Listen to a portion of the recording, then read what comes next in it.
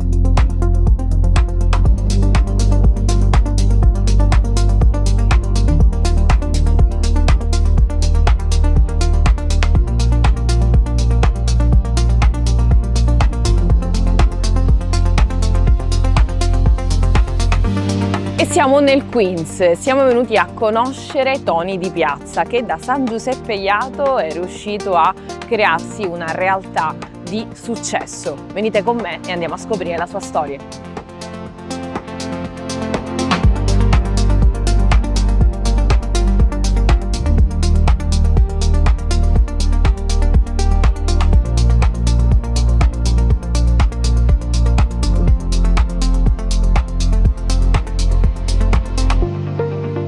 Grazie mille per averci accolti perché sappiamo quanto sei impegnato ed è un super onore per US Sicilian essere qui a raccontare la tua storia di successo e di ambizione. Ma partiamo dalle origini, San Giuseppe Jato. Sì.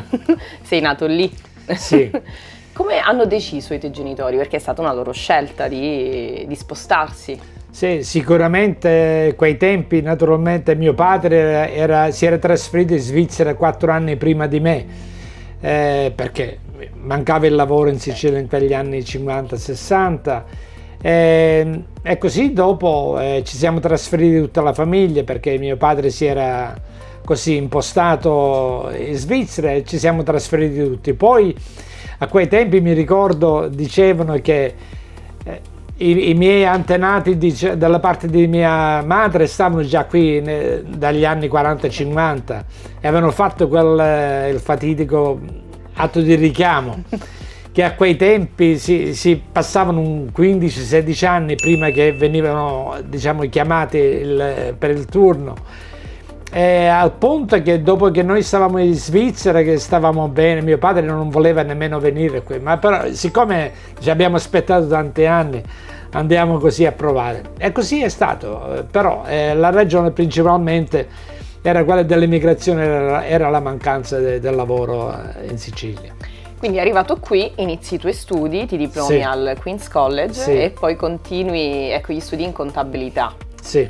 E da italiano, ecco, da siciliano più che altro, come ti sei sentito qui? La comunità esisteva, ti ha accolto? Francamente, sai, perché io sono venuto nel 1966, che era, diciamo, il periodo una delle più forti immigrazioni qui negli Stati Uniti, perciò mi sono trovato abbastanza bene perché tutti gli amici erano naturalmente italiani, siciliani principalmente. Perciò per adattarmi non c'è stato problema. Poi proprio all'inizio io dalla Svizzera suonavo la fisarmonica e abbiamo formato un complesso musicale negli anni 60 che poi naturalmente è stato quello che mi ha dato, diciamo, il lavoro principale per molti anni. Suonavamo qui, eravamo una delle band più giovani in quei tempi. Quindi anche un artista, oltre un businessman. Artista non so se mi definirei artista, però era il lavoro, era quello che mi ha dato poi il lancio all'imprenditoria. Okay. Quindi un mezzo per arrivare al fine, sì. che è stato la tua azienda, diciamo, come si chiama? L'azienda, vabbè, oggi si chiama la Fasdic Realty, va bene, però oggigiorno è riconosciuta più come Ital Plaza, che è la compagnia principale delle nostre attività immobiliari. Quello è il lavoro principale nostro, ormai è quello. E come hai capito cosa volevi essere? Cioè, quando hai capito? Beh, quando ho finito gli studi, dopo qualche anno così, lavoravo già dentro un ufficio di immobiliare e da lì è nata la passione dove ho comprato il primo, diciamo, immobile. E poi mi sono espanso ogni anno, continuavo a comprare e oggi siamo qui. E nonostante, ecco, la distanza e il tuo successo, comunque hai sempre mantenuto vivo le radici con ecco, la tua Sicilia, e anche appunto essendo vicepresidente del Palermo, questa cosa ti ha legato molto. Com'è stata questa esperienza? Beh, guarda, è stata una bellissima esperienza. Per me è stato quasi, a parte che naturalmente sono un tifoso del calcio da piccolo, dell'Inter, è la mia squadra naturalmente del cuore, ma lo era anche il Palermo, perché era la squadra, diciamo, più vicina al mio paese, naturalmente, che militava nelle serie maggiori. Quando poi è andata in fallimento, l'ho visto come un'opportunità anche di dare qualcosa indietro diciamo alla mia terra, perciò la ragione principale mia era quella, non è stato sicuramente non per business, perché chi va, diciamo, nel calcio per business è un po' fuori testa, perché non ce n'è business nel calcio. Quando tu parli di soldi, ecco, li metti sempre da parte perché c'è altro dietro, no? Tu sei un filantropo e hai tantissime iniziative legate proprio alla beneficenza e sei il patron di New York Canta. Sì. Questo è uno spettacolo che farai a cosa, ecco, ricavato dove andrà? Guarda, noi il ricavato va proprio indietro dove facciamo questi atti di beneficenza, perciò è una non profit. Siamo fortunati che abbiamo avuto anche negli anni sempre dei sponsors che ci hanno appoggiato e ci hanno permesso a crescere. Il New York Canta è nato così quasi per gioco, è nato, e oggi è una realtà musicale. Quest'anno la RAI è pienamente coinvolta, diciamo, nel progetto. Posso anche annunciare che proprio oggi abbiamo avuto la conferma del Festival di Sanremo, di una partnership col Festival di Sanremo. Complimenti, davvero, questo è un grande passo. Perciò è cresciuta notevolmente, e questo naturalmente grazie anche alla passione che tutti noi abbiamo per la musica, ma anche è sempre un modo, noi utilizziamo il festival come un evento per tenere viva l'italianità. Certo. È nato così il festival.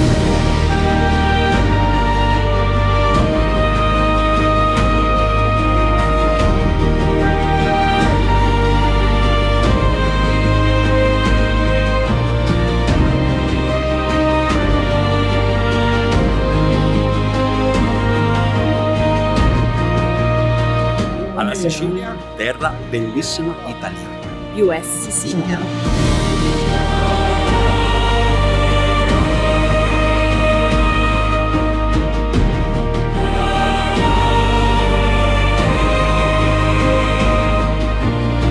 Evviva i siciliani nel mondo!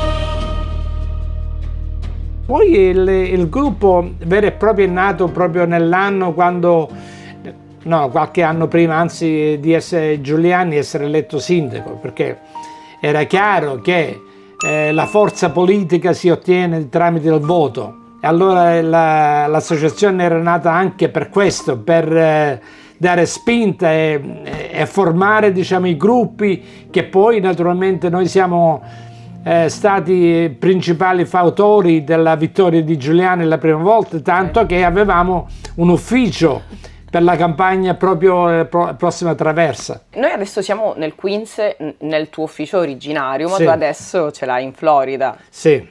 E lì è più grande, più bello, hai una squadra dietro, no? Perché sì, tu sei la mente, ma Sì. è grazie, ecco, all'unione. Sì, ma oggi abbiamo come operai un 75. Diciamo, noi abbiamo due attività, ne abbiamo un'attività immobiliare qui a New York ancora, ma oggigiorno direi che il 70% si trova in Florida, il grosso si trova in Florida oramai. Ok.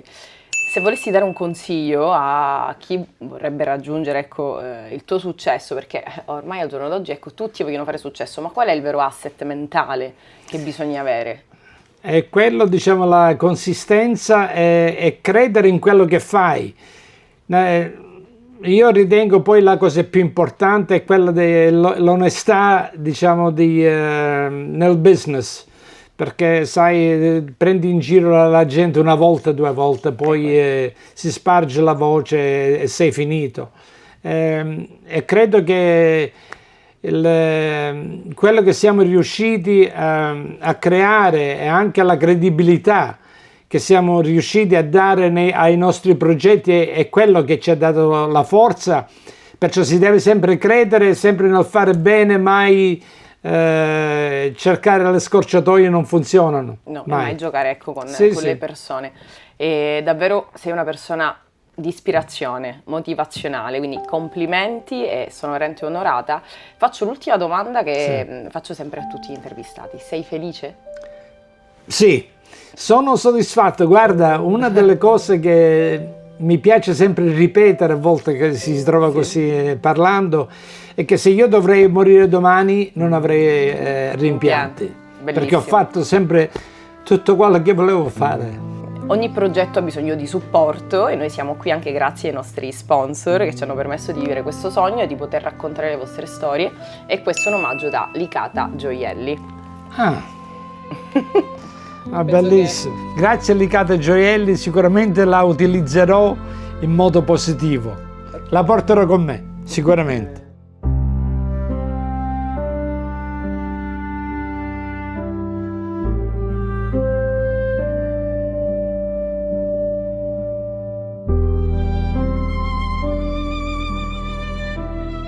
Dal Queens, dove abbiamo intervistato Tony Di Piazza, originario di San Giuseppe Jato, siamo venuti a scoprire, ecco, le sue origini e partiamo dal territorio e dall'amministrazione. C'è il sindaco che ci aspetta. Andiamo!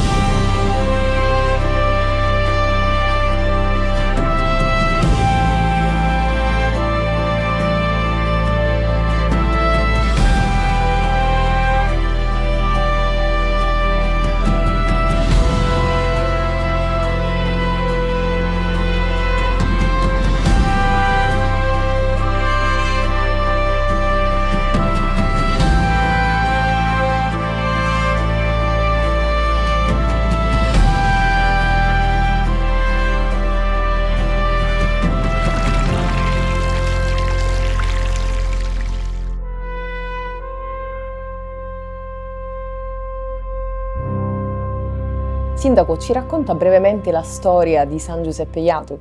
San Giuseppe Jato nasce nel 1779 per volere di Giuseppe Beccadelli di Bologna. Quindi il territorio di San Giuseppe Jato, la Valle dello Jato, era tutta di proprietà sua, e ottiene lui una licenza popolandi da parte di Ferdinando IV per cominciare a fare degli insediamenti in questo territorio, e quindi sceglie proprio questa zona che si trova sotto il Monte Jato. Sappiamo ed è notorio che sul Monte Jato c'è un sito archeologico di una certa importanza, ormai conosciuto da tutti. E quindi era da 500 anni, dopo che era stata distrutta la città dello Jato, che questa Valle dello Jato non era assolutamente popolata, quindi pensarono di ripopolarla e cominciarono ad assegnare dei pezzettini, dei piccoli lotti per delle casette rurali. Così San Giuseppeato nasce San Giuseppeato ed è cominciato a popolarsi. Naturalmente quali sono le nostre radici? Le nostre radici sono quelle di tutti quei soggetti che provenivano dai paesi limitrofi, che venivano a fare degli insediamenti produttivi qua a San Giuseppeato. Per cui abbiamo delle radici, anche se non sono profonde, perché non sono radici che affondano nella storia, ma abbiamo delle radici solidi, perché portiamo a San Giuseppeato un po' il DNA di tutto quello che è nel comprensorio. Per cui questo ci ha consentito di fare uscire fuori dei soggetti, forse con delle attitudini particolari, perché abbiamo avuto dei soggetti abbastanza importanti che si sono distinti nella letteratura, nell'arte, nelle scienze, quindi diciamo siamo orgogliosi soprattutto di essere iatini. Ma quello che rende importante il nostro comune, oltre ai suoi abitanti, è quello che loro sono riusciti a fare e a rappresentare. È la bellezza naturale della nostra Valle dello Jato. La Valle dello Jato è di una bellezza, direi, particolare. Complimenti, perché posso dire che questo posto che ho conosciuto per un po' di tempo dona veramente pace, forse proprio per le bellezze rurali di cui parlava. E a proposito di radici, che tipo di tradizioni avete instaurato nel tempo? Allora, noi non abbiamo delle tradizioni particolari, però nel tempo abbiamo sposato, appunto per la composizione dei nostri antenati, abbiamo portato un po', abbiamo concentrato alcune abitudini, alcuni piatti particolari che sono della zona, li abbiamo rielaborati, quindi abbiamo un po' di tutto, come enogastronomia. Poi diciamo il senso dei nostri abitanti e quindi che nel tempo si sono dedicati alla coltivazione dei campi, in modo particolare anche dei vigneti, e quindi una qualità di vini eccezionali che escono dalle mani proprio di maestri vinai, ma soprattutto il territorio, quindi la terra, quella che rende poi la pianta e quindi il prodotto particolare. Per cui spaziamo dai vini ai formaggi, all'olio, produciamo un buon olio grazie alla cultura e quindi dei nostri contadini che sono preparati e sanno come coltivare queste piante, e quindi ricavare un prodotto che, grazie, sempre dico, al nostro territorio, ma soprattutto a chi lo coltiva, un prodotto veramente particolare ed eccellente. E in che modo, ecco, valorizzate il territorio attraverso eventi culturali, per esempio? E devo dire che c'è una classe di imprenditori abbastanza giovani che sono proprio intraprendenti, perché questi nostri prodotti li fanno viaggiare, diciamo, un po' per il mondo, e quindi si conoscono i prodotti, si conoscono i territori. Noi in tutto questo li agevoliamo attraverso attività e attraverso partecipazione a bandi che facciamo anche in collaborazione con loro, quindi diciamo c'è una bellissima risalita, sì. E quali luogo consiglierebbe a chi visita per la prima volta San Giuseppe Jato? Allora, chi visita la prima volta San Giuseppe Jato, intanto quando arriva, se viene da parte della scorrevole veloce, quindi che è la via di accesso più, diciamo, idonea per venire a San Giuseppe Jato, quando percorrono questa via già cominciano ad incantarsi, perché notano la bellezza della valle e quindi non sanno poi dove andare. Ma sicuramente poi, arrivando a San Giuseppe Jato, è ovvio che una visita si deve fare al sito archeologico del Monte Ato, quella è la visita diciamo del rito, andare a visitare anche il museo che è alle falde del Monte Ato, in territorio di San Cipirrello, perché San Giuseppe Ato e San Cipirrello sono due comuni che sono attaccati. E poi diciamo le nostre chiese storiche, ci sono delle chiese a partire dalla chiesa madre, che è da ammirare in maniera particolare, la chiesa della Madonna della Provvidenza, che è il nostro santuario, perché la Madonna della Provvidenza è la nostra patrona e quindi è la prima chiesetta che è nata a San Giuseppe Ato, la chiesa di San Francesco e poi la chiesa del Carmelo, dove ci sono dei dipinti che sono anche del Velázquez. Quindi diciamo c'è qualche cosa da vedere, poi ci sono alcune parti del nostro centro storico che attirano anche la curiosità dei turisti, dove vengono a fare un po' qualche fotografia, ma poi soprattutto devo dire l'accoglienza dei nostri cittadini, che sono dei cittadini accoglienti. Poi ci sono le nostre pasticcerie, i nostri ristoranti, le nostre pizzerie, i nostri prodotti enogastronomici, quindi chi vuole stare e vuole vivere bene, vuole trascorrere qualche giornata di serenità, deve venire a San Giuseppe Ato e noi saremo pronti ad accoglierli. Grazie. Ultima domanda da sindaco, ecco, da primo cittadino, da siciliano. Quale messaggio vuole lanciare ai siciliani nel mondo che stanno guardando il nostro programma? E allora i siciliani nel mondo che stanno guardando il nostro programma, ma soprattutto quelli che hanno origini da San Giuseppe Ato, o quelli che i loro antenati sono nati a San Giuseppe Ato, vi dico: venite a San Giuseppe Ato, venite a visitare le vostre origini, venite a vedere dove sono nati i vostri, perché troverete accoglienza, troverete affetto e soprattutto troverete l'amore dei vostri concittadini che forse all'estero non c'è. E adesso andremo a scoprire tutto quello che ci ha raccontato. Andiamo.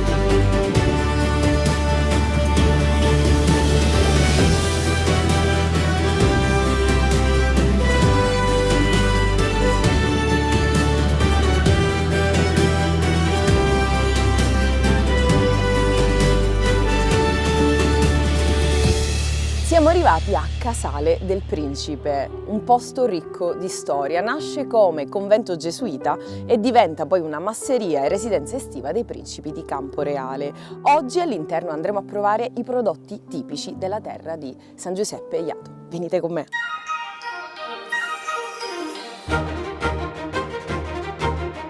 Ciao Giuseppe. Ciao, benvenuta. Ciao. Grazie.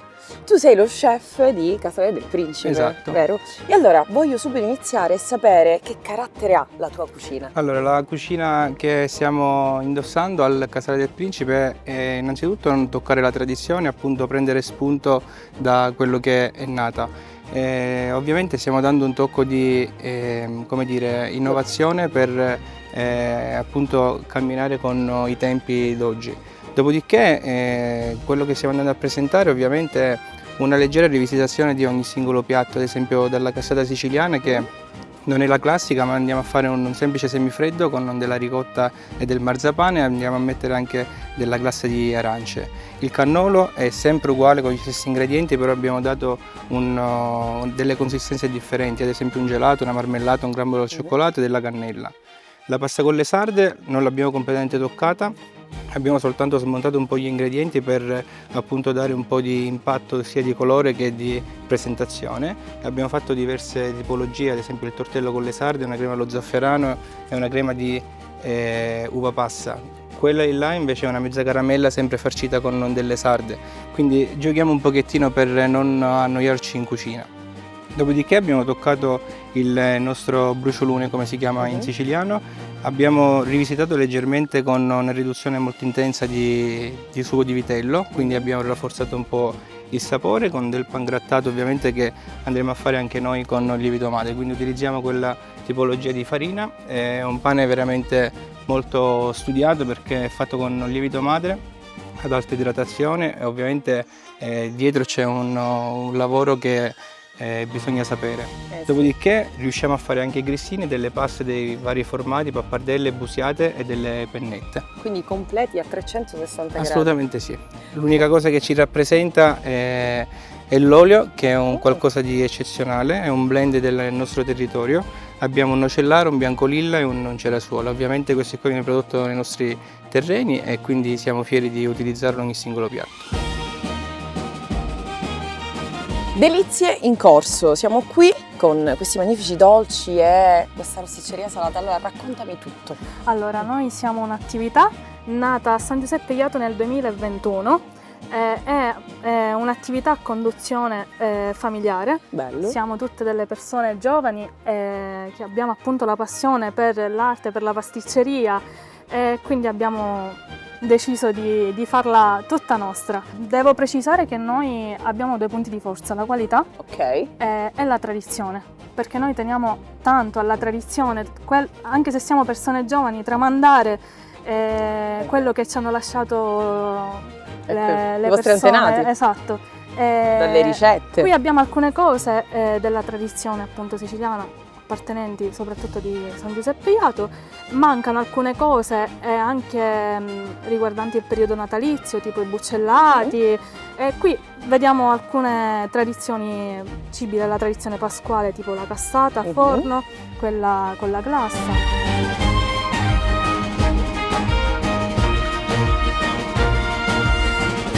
Tenute dello Jato è un'azienda vinicola che nasce nel 1977 dalla passione, dalla tradizione enologica del luogo e ha vita proprio nei nostri territori che sono estremamente vocati proprio per la coltura della vite e grazie diciamo al microclima che abbiamo qua in Sicilia, grazie alla localizzazione appunto dei nostri vigneti sovrastati ecco, dal Monte Jato nella valle dello Jato che è bagnata dall'omonimo fiume, il fiume Jato, riusciamo ad ottenere dei vitigni di alta qualità, oltre quelli autoctoni, quindi come il Grillo, il Nero d'Avola DOC, riusciamo ad avere anche delle peculiarità nella combinazione di blend particolarissimi. Infatti vedo qua. Sì, allora intanto abbiamo la linea Sant'Anselmo che è la linea base, riusciamo ad avere proprio per queste caratteristiche dei vini che si collocano in una fascia abbastanza alta, medio-alta. Sant'Anselmo prevede diverse tipologie di uvaggi in purezza, come per esempio il Catarratto, il Grillo, lo Chardonnay, il Viognier, ma anche il Syrah, il Merlot, il Frappato, il Perricone e diverse tipologie anche di altri vini come dei blend di Almiamico che al momento non sono qui presenti, ma abbiamo anche l'Aromatico che è un blend di Sauvignon Blanc e Zibibbo secco, interessante. Molto interessante, ma anche il 4 luglio. Questo qua? Sì, questo è un rosé frizzante, il 4 luglio, abbiamo anche la stessa tipologia ma in bianco. Con delle gradazioni alcoliche molto bevibili. Bella anche la bottiglia, bellissima, grazie.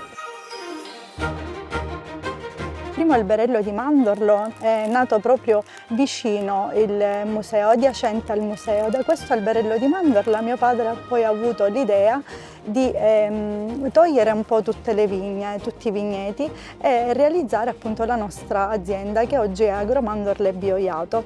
I primi raccolti li abbiamo avuti solamente nel 2021. Ok, quindi un'azienda fresca, sì, nuova. Sì, è un'azienda nuova, siamo nati da poco, però insomma la nostra tradizione riguarda soprattutto la coltura delle mandorle che viene curata da mio fratello. La nostra è una coltura biologica, si sente anche dal gusto della mandorla stessa, che è totalmente differente appunto da quello che si trova un po' in commercio. Stiamo cercando di continuare quella che è appunto questa tradizione. Abbiamo idea di realizzare anche tante altre cose. All'interno della nostra azienda abbiamo anche tanti macchinari con cui praticamente facciamo sia la granella di mandorla, sia la farina di mandorla, sia praticamente la mandorla pelata, tutto quello che riguarda insomma il mondo della mandorla. Sì. Ciao Maria Grazia. Ciao. Ma che bello splendido tavolo che hai creato, melograni, zucca, pomodoro. Allora raccontami un po'. Sì, intanto grazie di essere venuta, mi fa molto piacere. Noi siamo un'azienda agricola che lavoriamo nel nostro territorio e ha almeno 20 anni che esiste l'azienda, dove noi produciamo frutta e ortaggi di stagione, tra cui la coltivazione del melograno, delle pere, delle susine, dove noi poi trasformiamo in bellissimi e buonissimi vedo dei colori succhi, meravigliosi, marmellate, colori. passata di pomodoro che è fatto col pomodoro seccagno. Coltiviamo anche le zucche nell'inverno, vengono raccolte nell'estate e poi si mantengono per essere poi vendute durante l'anno. E poi abbiamo anche le mandorle e tante altre cose che siete oggi non ho potuto... perché la vostra terra, diciamo, Sì, fa produrre sì. cose molto Noi buone. ovviamente i nostri prodotti li vendiamo facendo anche mercati e volendo possiamo anche trasportare il prodotto anche al di fuori dall'Italia e magari fare felice anche gli americani di poter assaggiare i nostri prodotti. Non sai quanto vi dico, quanto mi mancano le cose, ecco, della tradizione. Sì. Ed eccoci qui, tanto di coppola, e di coppole ce ne sono davvero tantissime, fatte a mano da voi, e mi piacerebbe, ecco, sapere da dove nasce questa passione. L'idea dietro Made in Sicily, che porta avanti il marchio di Tanto di Coppola, nasce per valorizzare il nostro copricapo tipico siciliano. La coppola è conosciuta abbastanza bene soprattutto dai siciliani, ma anche in tutto il mondo. Col passare degli anni però si è perso un po' l'artigianalità dietro il prodotto, perciò il nostro obiettivo è quello di tornare a valorizzarlo, soprattutto con la realizzazione ancora artigianale, proprio come si faceva una volta. Quanto tempo si impiega, ecco, a realizzare una coppola? Dipende dalla complessità e anche dal tessuto.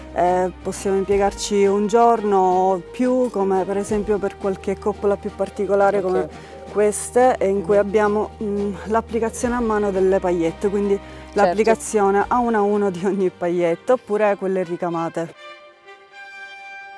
Cos'altro? Venite a trovarle perché sono bravissime e hanno veramente un'originalità unica. Sì, ci troviamo anche online, il nostro sito è tantodicoppola.it, siamo sui principali social, quindi potete contattarci tranquillamente online in qualsiasi modo. Grazie mille, gentilissima. Grazie a te.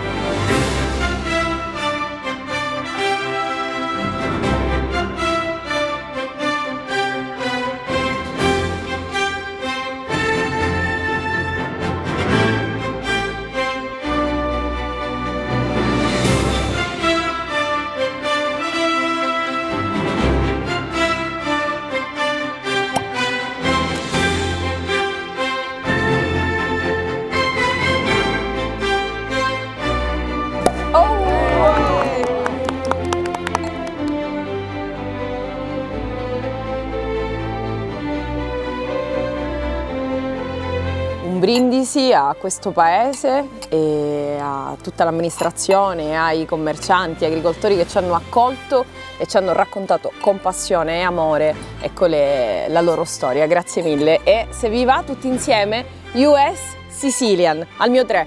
1, 2, 3. US Sicilians!